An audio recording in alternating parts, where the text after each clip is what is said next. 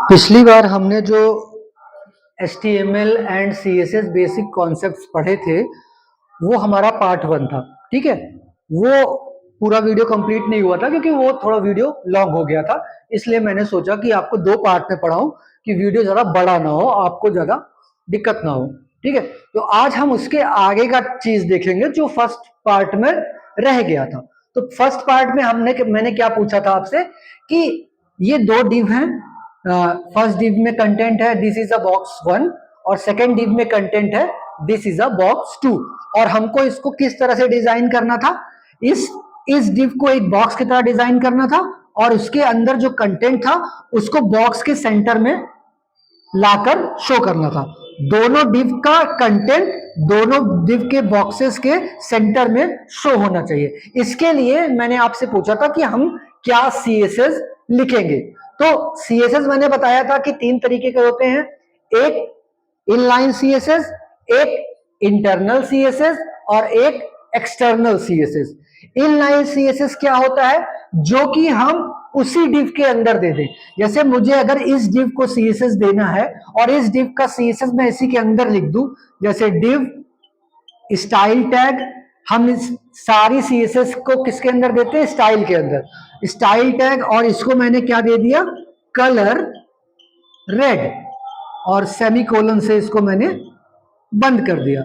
और जो हमारा कंटेंट है वो क्या है, दिस इज अ बॉक्स 1, और मैंने डिव क्या कर दिया, क्लोज। तो इसमें क्या होगा, ये वाला टेक्स्ट है दिस इज अ बॉक्स 1, ये किस कलर का हो जाएगा, रेड कलर का।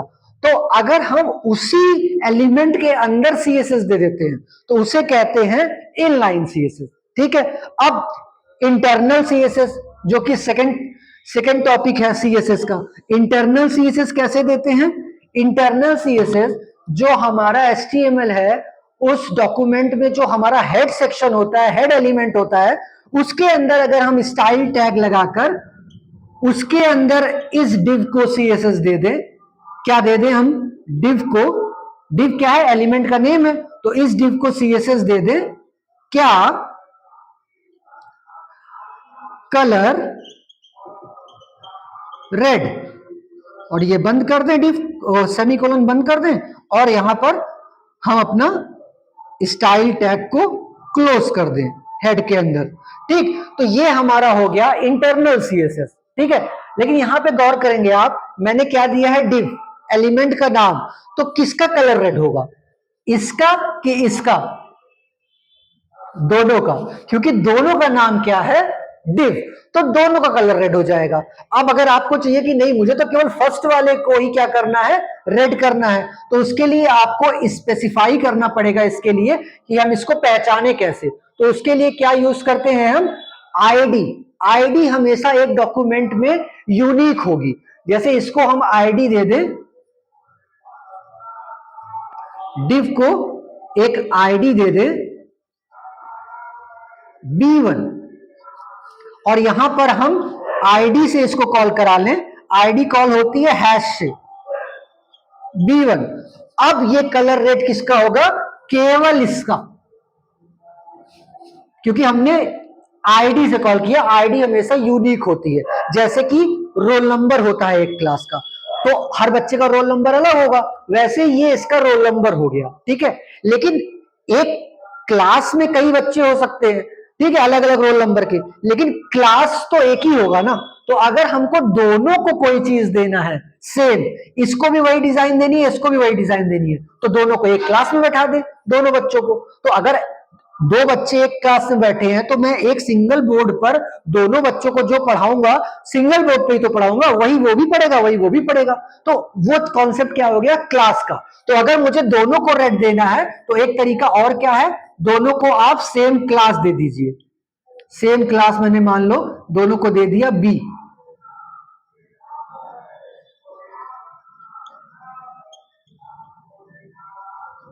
दोनों को मैंने सेम क्लास दे दी।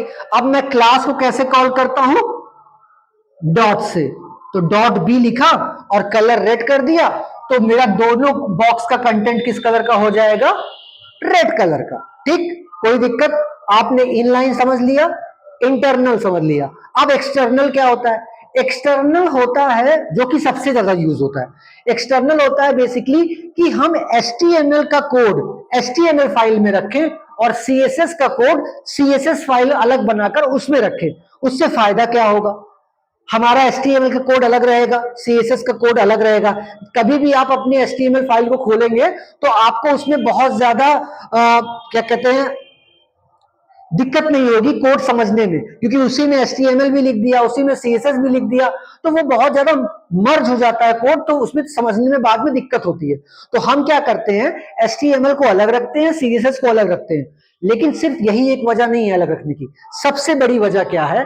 अगर मैं CSS का कोड अलग रखूंगा, एक्सटर्नल फाइल में रखूंगा, तो उससे फायदा क्या होगा कि मान लो मैंने ये बी क्लास इस पेज के इन दो एलिमेंट को दे दिया और यही बी क्लास मैंने एक दूसरे वेब पेज में उसको भी दे दिया, तो कल को अगर मुझे ये कलर रेड से ग्रीन करना है तो मुझे दोनों जगह जाकर बदलना पड़ेगा या तीनों जगह जाकर बदलना पड़ेगा। इस तरह एक्सटर्नल फाइल अगर दोनों पेजों में एक्सटर्नल फाइल को लिंक कर देंगे तो इस यहां कलर जैसे ही हम ग्रीन करेंगे, एक जगह पर जाकर केवल चेंज करेंगे, तो हमारा इस पेज में भी दोनों बॉक्स का कलर, कंटेंट का कलर क्या हो जाएगा? ग्रीन। और जहां जहां मैं वो पेज को लिंक कर दूंगा CSS वाले पेज को, जिन जिन HTML में, उन सब जगह पर क्या हो जाएगा? कलर हमारा ग्रीन। तो इसका यही सबसे बड़ा खूबी है कि हम एक वेब पेज, एक वेबसाइट में मल्टीपल HTML पेजेस बनाते हैं, मल्टीपल वेब पेजेस बनाते हैं। तो एक जगह CSS लिखे रहेंगे, तो कल को कहीं चेंज करना हुआ, मुझे कलर चेंज करना हुआ या फॉन्ट साइज चेंज करना हुआ, तो एक ही जगह चेंज करेंगे और पांच web page, 6 web page, 10 page, 20 page, जहां जितनी जगह पर वो CSS हमको बदलनी होगी, एक साथ वहां पर चेंज हो जाएगी सिर्फ एक जगह बदलने से। तो एक्सटर्नल सबसे ज्यादा वेबसाइट्स में यूज होता है। तो आपने क्या क्या सीखा? Internal inline CSS, internal CSS और एक्सटर्नल CSS। एक्सटर्नल CSS कैसे होती है? जैसे आपने एक पेज बना लिया style.css, ठीक है, और उसके अंदर आपने .b कलर ग्रीन ये लिख दिया, बंद कर दिया, ठीक है। और इस पेज में आपको स्टाइल टैग लिखने की जरूरत नहीं है, वो बाय डिफॉल्ट .css से हमने बता दिया है कि ये CSS फाइल है। अब इस पेज वहां कलर रेड ग्रीन लिख देने से ये ग्रीन नहीं हो जाएगा, अब इसको उस CSS को हमको HTML में लिंक करना पड़ेगा। और लिंक कहां पे करते हैं? हेड टैग के अंदर। जितनी भी एक्स्ट्रा इंफॉर्मेशन देते हैं किसी भी वेब पेज को, वो कहां पर देते हैं? हेड टैग के अंदर। तो जहां आपने टाइटल लिखा हुआ है उसी के नीचे चाहे तो आप हेड टैग के अंदर क्या लगा सकते हैं? लिंक। और लिंक को हमको उसका रेलेवेंस भी बताना पड़ेगा, ये किस चीज का रेलेवेंस है इसका, इस लिंक का। तो हमको बताना पड़ेगा कि ये क्या है? स्टाइल शीट का रेलेवेंस है, ठीक है। और उसके बाद आपको लोकेशन बतानी पड़ेगी, href हाइपर रेफरेंस, कि भैया ये फाइल कहां रखी है। तो अगर मान लीजिए आपने एक CSS का फोल्डर बनाया है, उसके अंदर style.css की ये फाइल है, तो आपने ये एड्रेस दे दिया और ये आपका इस पेज में क्या हो जाएगा? वो CSS काम करना स्टार्ट हो जाएगा, ठीक। तो इस तरह से हम एक्सटर्नल CSS को लिंक करते हैं। चलिए, हमने लिंक करना भी सीख लिया, तो हमने इनलाइन, इंटरनल, एक्सटर्नल तीनों सीख लिया, ठीक है। अब हमारा जो मेन पॉइंट, जो मैंने आपको क्वेश्चन दिया था कि हम इन दो डिव को इस तरह से बॉक्स की तरह कैसे बनाएंगे और इसका कंटेंट बॉक्स के वर्टिकली सेंटर और हॉरिजेंटली सेंटर में कैसे लाएंगे, ठीक। तो कई तरीके हैं, लेकिन इनिशियल लेवल पे जो हमको आना चाहिए एकदम आसान तरीका, तो सबसे आसान तरीका बताता हूं। आसान, कई टर्म में आसान की डिफिनेशन अलग अलग है। हम आसान इस तरह से कह रहा हूं मैं, आसान कि हमको एकदम बेसिक से कैसे इसको सेंटर में ला सकते हैं वो देखना है। आगे हम डिस्प्ले फ्लेक्स यूज करते हैं, इनलाइन फ्लेक्स यूज कर सकते हैं, तो वो सब चीजें तो अलग चीज है, लेकिन हमको बेसिक से कैसे इसको इस तरह से बनाना इसमें वो सीखेंगे, ठीक है। तो चलिए हम क्लास से स्टार्ट करते हैं। दोनों को हमने सेम क्लास दे दी, जो बी पे जो काम करूंगा वो दोनों पे लग जाएगा, ठीक है। तो क्लास को मैं कैसे कॉल करूंगा? डॉट से, .b, ठीक। अब दोनों डिव हैं तो दोनों 100% विथ ले रहे होंगे, मैंने बताया फर्स्ट पार्ट में। तो उसको 100% विथ से कम विथ में करने के लिए क्या करना पड़ेगा बताइए? उसकी विथ क्या करनी पड़ेगी? कम करनी पड़ेगी। तो मान लीजिए मैंने विथ क्या दे दी उसको, मान लीजिए मैंने विथ दे दी 300 पिक्सल। ठीक, तो बॉक्स की हमारी विथ कितनी हो गई? ये हमारा कितना हो गया? हॉरिजेंटल कितना हो गया? 300 पिक्सल। ये हमारा हो गया 300 पिक्सल। ठीक, अब हाइट देनी होगी, ये हाइट भी तो बतानी पड़ेगी कि कितना लेना है। तो हाइट भी बता दीजिए आप इसको। हाइट मान लीजिए मैंने दे दिया 150 पिक्सल, तो हाइट बॉक्स की हो गई 150 पिक्सल। तो जो चीज इसकी होगी वही इसकी भी होगी, दोनों में सेम क्लास लगा है, तो इसकी भी क्या हो जाएगी? विथ 300 पिक्सल, और हाइट कितनी हो जाएगी? 150 पिक्सल। ठीक है, इतना काम हो गया। अभी टेक्स्ट इसके अंदर कहां दिख रहा होगा? यहां पर ऊपर सबसे, दिस इज अ बॉक्स 1, और ये वाला टेक्स्ट कहां दिख रहा होगा? This is a box 2। लेकिन अभी साइज में आपको ऐसे दिख रहा होगा, लेकिन एज अ बॉक्स नहीं दिखेगा। ये जो लाइन दिख रही है बॉक्स जैसी, ये अभी भी नहीं दिख रही होगी। इसको लाने के लिए क्या करेंगे? हमको लगाना पड़ेगा बॉर्डर। बॉर्डर क्या लगा देंगे हम? मान लीजिए थोड़ा मोटा बॉर्डर लगा देते हैं 2 पिक्सल का, और सॉलिड लगा देते हैं, डॉटेड और डैश नहीं, सॉलिड, पूरी कंप्लीट लाइन। और कलर क्या दे देते हैं उसको? ब्लैक। ठीक, अब ये बॉक्स एग्जैक्टली ऐसे आपको स्क्रीन पे दिखेगा जैसे अभी यहां दिख रहा है बोर्ड पे। ठीक, अब हमारा टास्क क्या है? इस टेक्स्ट को सेंटर में लाना, और इस टेक्स्ट को सेंटर में लाना। ठीक है, ये थोड़ा बड़ा दिख रहा था इसलिए आपको लग रहा होगा कि यार ये तो पहले से सेंटर में है, लेकिन ये सेंटर में नहीं है, ये एकदम कॉर्नर में यहां छोटा सा ऐसे दिखेगा टेक्स्ट यहां पे। इसको हमको सेंटर में लाना है, वर्टिकली, ओ सॉरी हॉरिजेंटली। अब हॉरिजेंटली सेंटर में लाने के लिए हम क्या लगाते हैं? हमारी प्रॉपर्टी है टेक्स्ट अलाइन क्या? सेंटर। ये सब आपको मैं सीएसएस के वीडियो में पढ़ा चुका हूं, लेकिन ये एक तरह से आपका बेसिक कॉन्सेप्ट है वन वीडियो में, तो थोड़ा सा रिवीजन भी आपका हो जाएगा, और जिसका पहला वीडियो है उसको भी काफी हद तक ये समझ में आएगा। ठीक, तो टेक्स्ट अलाइन सेंटर करते ही हमारा जो टेक्स्ट होगा दिस इज अ बॉक्स, वो कहां आ जाएगा? इस बॉक्स के हॉरिजेंटली सेंटर में, दोनों जगह पर।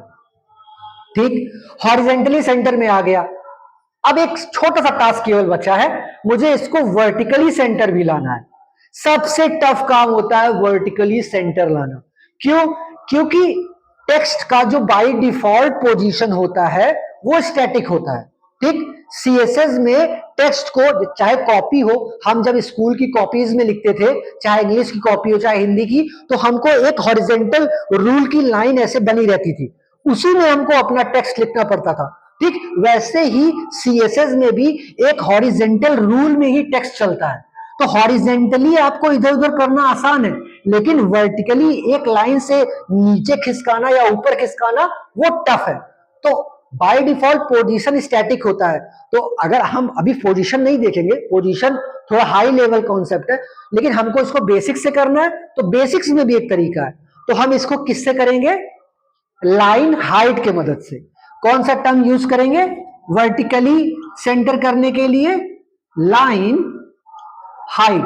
ये एक प्रॉपर्टी है वर्टिकली ऊपर नीचे करने के लिए। ठीक है, अब लाइन हाइट तो ले लेंगे, लाइन हाइट तो ले लेंगे, कोई दिक्कत नहीं है, लेकिन अब हमको सेंटर में करने के लिए कितना लाइन हाइट देंगे, ये बड़ी चीज है समझने को। अब आपके दिमाग में आ रहा होगा हाइट है 150 पिक्सल, इस बॉक्स की हाइट है 150 पिक्सल, तो इसको अगर सेंटर में लाना है तो आप 150 पिक्सल का हाफ कर दीजिए 75 पिक्सल, तो टेक्स्ट आ जाएगा सेंटर में। लेकिन ये गलत है, इस तरह से नहीं होगा। क्यों नहीं होगा? बॉक्स की हाइट है 150 पिक्सल, टेक्स्ट की हाइट नहीं है 150 पिक्सल की। आप टेक्स्ट को दे दोगे 150 75 पिक्सल, तो वो बीच में आ जाएगा। ठीक है, आप बॉक्स की हाइट से उसको नहीं कंपेयर कर सकते। तो लाइन हाइट हमेशा उतनी लेनी होगी जितना कि बॉक्स की हाइट है। हमेशा ये चीज याद रखिएगा, बॉक्स के अंदर का कंटेंट अगर सेंटर में लाना है तो लाइन हाइट कितनी देनी पड़ेगी? जितना कि बॉक्स का हाइट है। तो बॉक्स का हाइट कितना है 150 पिक्सल। तो अगर टेक्स्ट को सेंटर में करना है तो लाइन हाइट कितनी देंगे, कितनी देंगे 150 पिक्सल। ठीक है, और ये हमने कर दिया अपना CSS करली ब्रेसेस से क्लोज।